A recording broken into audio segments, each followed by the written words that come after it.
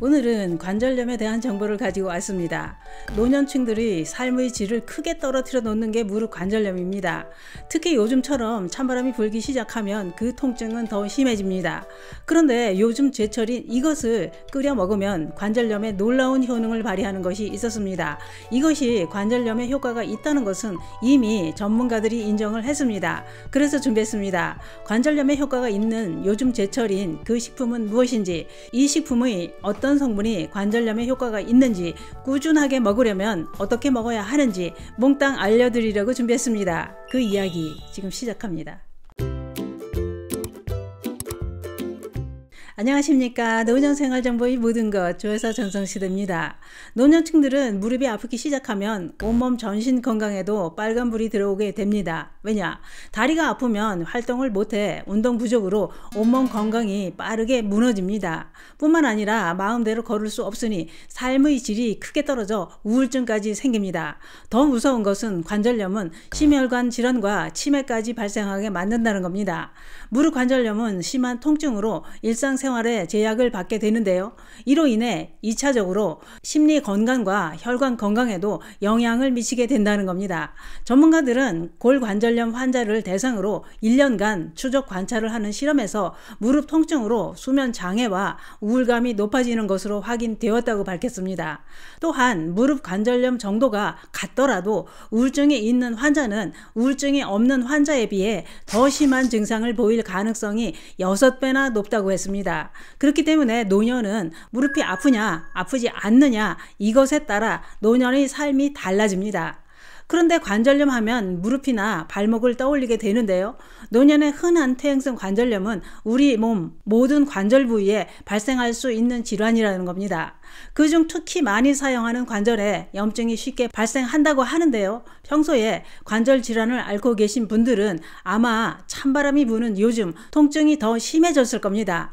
이렇게 환절기에 통증이 더 심해지는 데는 그럴 만한 이유가 있다는 겁니다. 그게 뭐냐? 전문가들은 이렇게 설명합니다. 일교차가 심한 환절기에 관절염 통증이 더 심해지는 이유는 그것은 바로 호르몬 분비 변화에 따라 골격근과 혈근 인근 조직이 자극을 받기 때문이라고 했습니다. 다시 말해 밤낮 기온차가 심한 환절기가 되면 근육과 혈관이 수축하게 되고 혈액순환이 잘 안 되고 그러다 보니 근육이 뻣뻣해지고 사소한 자극에도 큰 통증을 느끼게 된다, 이런 얘기입니다.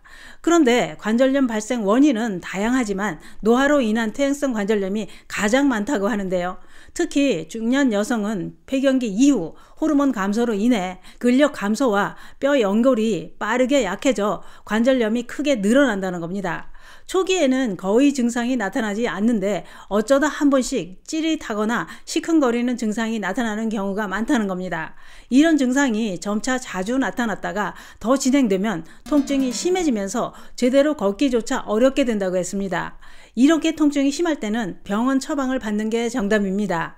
또한 다리가 아플까봐 마음 놓고 다닐 수도 없고 이러다 더 심해져서 아예 못 걸으면 어쩌나 하는 불안감도 커집니다. 그래서 우리는 집에서 뭐라도 해야 덜 불안합니다. 우선 무릎 통증이 심할 때는 수건을 물에 적셔서 전자레인지에 2-3분 따끈하게 데워서 10에서 15분간 찜질을 해주면 통증이 완화됩니다.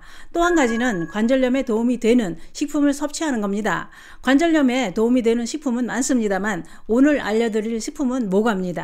모과는 옛날부터 한방에서 관절 통증과 다리가 붓고 마비 증상이 오고 다리에 힘이 없을 때 사용해 왔다고 했는데요.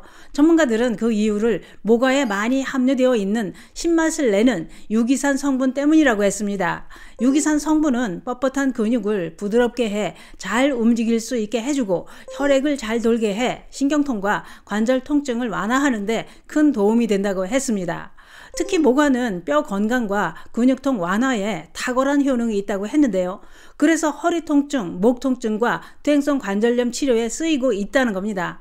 전문가들은 실제로 모과가 주요 한약재로 들어가는 자생숙지 양근탕은 척추 주변의 인대와 근육을 튼튼하게 하는 효능으로 퇴행성 척추 관절 치료에 처방된다고 했습니다.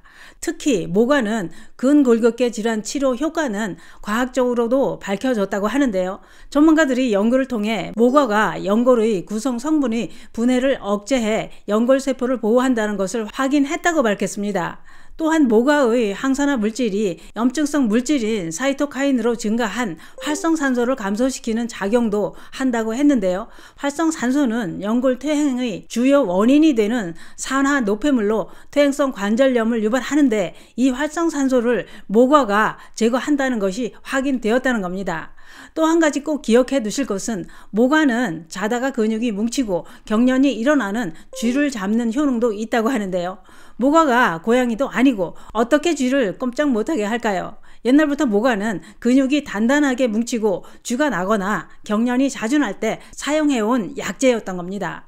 앞서도 모과는 힘줄과 뼈를 튼튼하게 하고 다리와 무릎에 힘이 없는 증상에 큰 효능이 있다고 했는데요. 뿐만 아니라 모과는 상한 음식물로 인해 구토와 설사가 날 때도 사용해 왔고 목감기나 가래를 삭히는 효능까지 있다는 겁니다. 그러면 이렇게 좋은 모과는 어떻게 섭취하는 게 더 효과가 좋을까요? 모과를 꾸준하게 섭취하는 방법은 모과를 끓여서 차로 마시는 게 좋습니다. 모과를 깨끗하게 씻어서 얇게 3mm 정도로 썰어서 말려서 보관해 놓고 드셔도 되고 생모과를 그대로 씻어서 끓여 마셔도 됩니다. 말린 모과 20g 정도에 물 1리터를 넣고 끓기 시작하면 약불로 줄여서 15분에서 20분 정도 끓이면 됩니다. 이때 생강을 한 쪽 넣어서 끓여 드시면 더 효과가 좋다고 하는데요. 생강을 넣는 이유는 생강에 함유되어 있는 항산화 성분인 진저롤과 쇼가올 성분이 항염증 효능으로 관절염 통증을 억제해주기 때문입니다. 그렇기 때문에 모과에 생강까지 넣어서 많이 끓여놓고 하루 두세 번 한 번에 종이컵으로 한 컵씩 마시는 것도 좋습니다. 이때 꿀이나 설탕을 살짝 넣어서 드셔도 좋습니다. 또 다른 방법은 모과를 얇게 썰어서 모과와 설탕을 1:1 비율로 넣고 유리병이나 항아리에 담아서 100일 정도 숙성시켜 모과청을 만듭니다. 섭취 방법은 따뜻한 물에 타서 마시면 됩니다. 또한 모과주를 담가서 드시는 방법으로 섭취하셔도 됩니다. 그런데 모과차를 마실 때 조심하셔야 될 것이 있습니다. 모과는 유기산이 많아서 신맛이 강합니다. 유기산의 신맛은 치아 범랑지를 손상시킬 수 있다고 하는데요. 그래서 치아를 보호하기 위해 빨대를 이용해 마시는 게 좋다고 하니 이 점도 참고하시기 바랍니다. 또한 모과는 떫은 맛이 나는 타닌 성분이 많이 들어있어서 설사에는 도움이 되지만 변비가 있는 분들은 조심하셔야 합니다. 또한 위장 장애가 있거나 신장 기능에 이상이 있는 분들도 조심하셔야 합니다. 오늘은 관절염에 관한 정보를 알아봤는데요. 관절염이 있거나 관절염이 없는 분들도 관절 건강을 위해 미리 모과차를 드시는 건 어떨까요? 쿡쿡 쑤시는 관절염엔 모과가 최고입니다. 감사합니다.